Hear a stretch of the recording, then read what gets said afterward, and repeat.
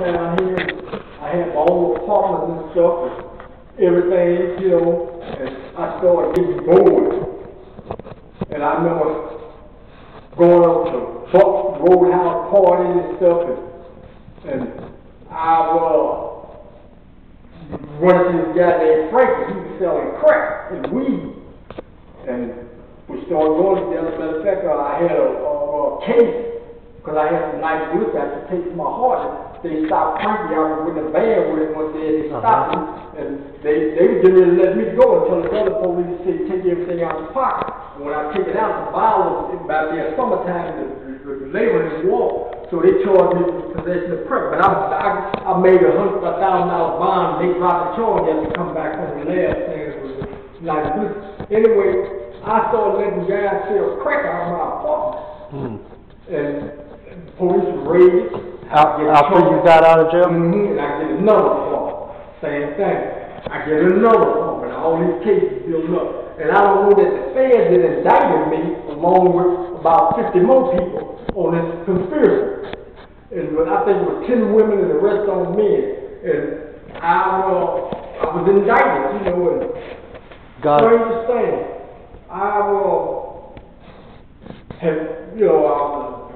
Didn't have nowhere to go, you know. And I was in this hotel with this girl, Keisha, smoking crack, and I called this place, and they put me up in a hotel overnight, a homeless thing, and I called Kerry, the guy I'm renting from now, and I tell him I was going to commit suicide.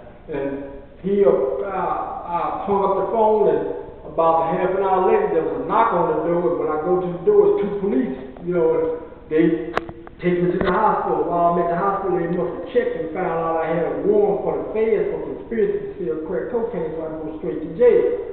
So while I'm in jail, I get pneumonia. And I remember waking up and thought I was on the street, you know, I was hallucinating. And, yes. So they took me to the hospital. I stay up on the oxygen for 3 days. They discharge me, and I go back to jail and get pneumonia again. This was the county jail? Yeah, Minnehaha County Jail. And when they take me back to the hospital, this female doctor tested for HIV. I had operations and everything. Nobody has ever tested for HIV. I must have had it for 10 years. And come to find out I had HIV. And, oh man.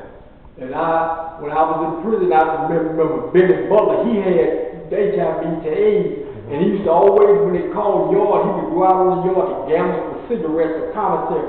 And I used to tell him, I said, Benny, you dying, man. You better make yourself right with God. He died, but he made a video, you know, for others. So all this time, I had this and didn't know it. And the only thing saved me, it had to be God. Amen. When the crack wore off and the alcohol wore off, then that's when, you know, the stuff. As long as I was smoking and drinking alcohol, it would have got worse and worse, but I wasn't taking no medication. Yep. Now I'm taking medication, and the doctor tells me, said, you're doing good, your counting is in the normal range. You know, say, you'll probably die from your hepatitis C before you die from HIV, because me and my sister both got hepatitis C from drinking and drugging, you know. So how do you stand here today because of God? No doubt about it. It's got to be. It's got to be. You know, when I look back over my life, there's no other explanation. My mother was a praying mother. My grandmother was a praying mother. I was in East St. Louis. I'm going to show you how God works. I was in East St. Louis. I used to be a hitman for this guy, Jerry. He died in prison, you know. We was in prison together. He died. He had to cut his leg off. You know, he reaped what he sowed. Me and my sister was up there. And I'm shooting this amphetamine hydrochloride. Just like this meth is now, they had another drug back in the 60s called amphetamine hydrochloride, the same thing. So I'm shooting, and I OD. And I run out the house. And when I run down the steps, God always got a ram in the bush. A taxi cab pulled right up at the same time I run down the steps, as if it was for me, waiting on me. And I jumped in this cab. And I said, take me to my grandmother in St. Louis. He drives to St. Louis. And I got 2 pupils on me now. And when I get to my grandmother's house, I go in the house and I say, Grandma, I'm dying. She said, what's wrong? She started And when she went to the door, the cab driver came up to the door. He got both guns. He said, tell that guy, the man that just got out of the cab, he left these two guns. That's the God's truth. Yes, I'm listening.